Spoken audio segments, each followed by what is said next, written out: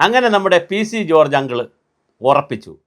തന്തയാരടാന്ന് ചോദിച്ചപ്പോൾ മോദിയാണെന്ന് പറഞ്ഞു. അദ്ദേഹം സെറ്റാക്കി. ഇനി ആരും അതിനകത്ത് പറയരുത്. പക്ഷേ അദ്ദേഹം പറഞ്ഞത് എനിക്ക് ഒറ്റ തന്തേ ഉള്ളൂ, അത് മോദിയുടെ കൂടെ നിൽക്കുകയാണോ എന്ന് പറഞ്ഞതാണോ എന്നറിയില്ല. എന്തായാലും തമ്പ് വന്നിരിക്കുന്നത് തിരിച്ചാണ്. എനിക്ക് ഒറ്റ തന്തേ ഉള്ളൂ, അത് മോദിയാണെന്നുള്ള ഒരു ടൈറ്റിലാണ് ചാനലുകളിലൊക്കെ വന്നിരിക്കുന്നത്. എന്തായാലും ഒറ്റ തന്തയും ഒറ്റ മോനുമൊക്കെ ഇടയ്ക്കിടയ്ക്ക് ഇങ്ങനെ വാ തുറക്കാതിരുന്നാൽ അത്ര കണ്ട് കേരള രാഷ്ട്രീയത്തിൽ വളരെ സംശുദ്ധമായിരിക്കും. താങ്കൾ എല്ലാ പാർട്ടിയിലും പോയി, താങ്കളിപ്പോൾ യഥാർത്ഥത്തിൽ കേരള കോൺഗ്രസിൻ്റെ ഏതെങ്കിലും ഒരു ഭാഗത്തിൽ കൃത്യമായി ഉറച്ചു നിന്നിരുന്നെങ്കിൽ, മാണി സാറിൻ്റെ കൂടെ നിന്നിരുന്നെങ്കിൽ കഴിഞ്ഞ പ്രാവശ്യം കൃത്യമായിട്ട് മന്ത്രിയാകാനുള്ള എല്ലാ സാധ്യതയും ഉണ്ടായിരുന്നു. റോഷി അഗസ്റ്റിൻ ആകാനുള്ള സാധ്യത വളരെ കുറവായിരുന്നു. അത് കഴിഞ്ഞിട്ട് ഇപ്രാവശ്യമാണെങ്കിൽ അത് കഴിഞ്ഞിട്ട് ജോസഫ് സാറിൻ്റെ കൂടെയാണ് നിന്നിരുന്നെങ്കിലും താങ്കൾക്ക് മന്ത്രിയാകാനുള്ളയോ അല്ലെങ്കിൽ ചീഫ് വിപ്പ് നേരത്തെ ആയതാണ്, സ്പീക്കർ സ്ഥാനത്തേക്കൊക്കെ ഉള്ള ഒരു സാധ്യത ഉണ്ടായിരുന്ന വ്യക്തിയാണ്. അതൊക്കെ താങ്കൾ കളഞ്ഞു കുളിച്ചിട്ട് BJP പോയി. BJP താങ്കളും മകനും കൂടെ പോയതിന് ശേഷം എന്നാൽ അവിടെയെങ്കിലും നിൽക്കുമോ? അവിടെ നിന്നിട്ടും വിവാദങ്ങളും തർക്കങ്ങളും, ഓരോ മീറ്റിങ്ങിൽ ചെന്ന് മുസ്ലിങ്ങളെ തെറി പറയുക, ക്രിസ്ത്യാനികളെ തെറി പറയുക, അങ്ങോട്ടും ഇങ്ങോട്ടും ബഹളം ഉണ്ടാക്കുക. ഇപ്പോൾ താങ്കൾ ഉയർത്തിക്കൊണ്ടുവന്നിരിക്കുന്ന ഒരു ആരോപണം 4.5 കോടി രൂപയുടേതാണ്. അതായത് ഇലക്ഷൻ ഫണ്ടായിട്ട് 4.5 കോടി രൂപ കിട്ടി. അത് പലരും പല വഴിക്ക് കൊണ്ടുപോയി. 31,000 രൂപ കൊടുത്ത ബൂത്ത് ഏജൻറ്റ് കൊടുത്തില്ല. അങ്ങനെ തുടങ്ങിയിട്ടുള്ള കുറേ പരാതികളാണ്. ഇതൊക്കെ കേട്ടുകൊണ്ടിരിക്കുന്ന ആളുകൾ വിചാരിക്കും ഇതെന്ത് പാർട്ടിയാണ്, ചക്കളത്തിൽ പോരാട്ടമാണ് അവിടെ നടക്കുന്നത്. നേതാക്കൾ തമ്മിൽ യാതൊരു ധാരണയുമില്ലാത്ത, പരസ്പരം പാരവയ്ക്കുന്ന, പരസ്പരം ഒറ്റുകൊടുക്കുന്ന സംവിധാനമാണ്. ബൂത്ത് പ്രസിഡന്റ്, ബൂത്ത് നേതാക്കൾ മണ്ഡലം കമ്മിറ്റിയെ കുറ്റം പറയുന്നു, മണ്ഡലം കമ്മിറ്റി ജില്ലാ കമ്മിറ്റിയെ പറയുന്നു, ജില്ലാ കമ്മിറ്റി സംസ്ഥാന കമ്മിറ്റിയെ പറയുന്നു. കുട്ടി നടന്നു പെടുക്കുന്നു എന്ന് പറഞ്ഞ് ടീച്ചർ വീട്ടിൽ ചെന്ന് പരാതി പറഞ്ഞു ചെന്നപ്പോൾ അച്ഛൻ ടെറസിൽ ഓടിപ്പെടുക്കുന്നു എന്ന് കേട്ടൊരു കഥയുണ്ട്. ഇവിടെ ബൂത്ത് നേതാക്കളെക്കുറിച്ച് പരാതി പറയാൻ സംസ്ഥാന കമ്മിറ്റി ചെന്നപ്പോൾ അവിടെ തന്നെ ചില ആളുകൾ സെക്രട്ടറിമാരെന്നൊക്കെ പറയുന്നവർ അടിച്ചു മാറ്റാൻ നടക്കുന്നു. അപ്പോൾ നല്ല രസമാണ് ഇതിനകത്ത് ആലോചിച്ച്.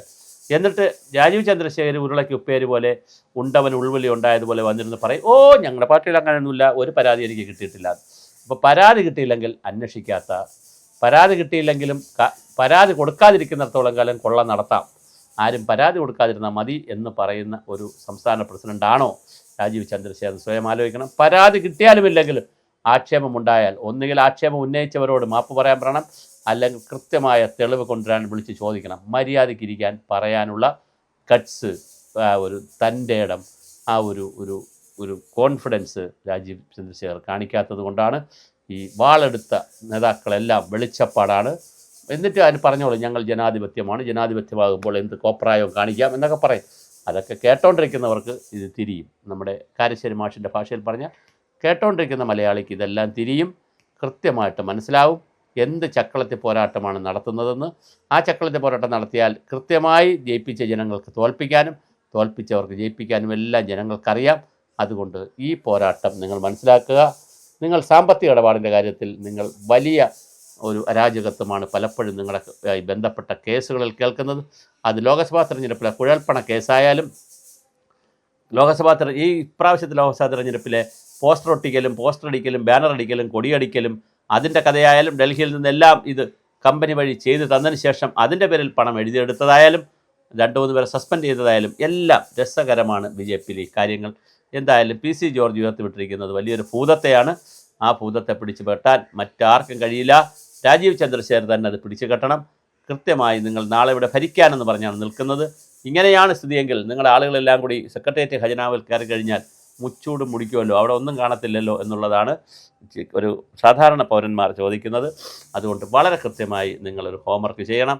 നിങ്ങളെ പാർട്ടിയിൽ കൃത്യം BJPയെ ഫിൽട്ടർ ചെയ്ത് പണത്തിൻ്റെ ഇടപാടിൻ്റെ കാര്യത്തിൽ വലിയ സുതാര്യത വരുത്തേണ്ടതുണ്ട്.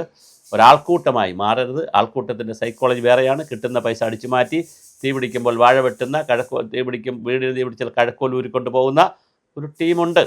അവരുടെ ഒരു കൂട്ടമായി താങ്കളുടെ പാർട്ടി മാറരുത്. ജാഗ്രതയിൽ PC ജോർജുമാരോട് നാവടക്കി പണിയെടുക്കാൻ പറയുക. കാരണം നിങ്ങൾക്ക് ഒരു ഭാവി ഉണ്ടോ ഇല്ലേ എന്നുള്ളത് ജനങ്ങൾ തീരുമാനിക്കും. നിങ്ങളായിട്ട് ആ ഭാവി ഇല്ലാതാക്കരുത്.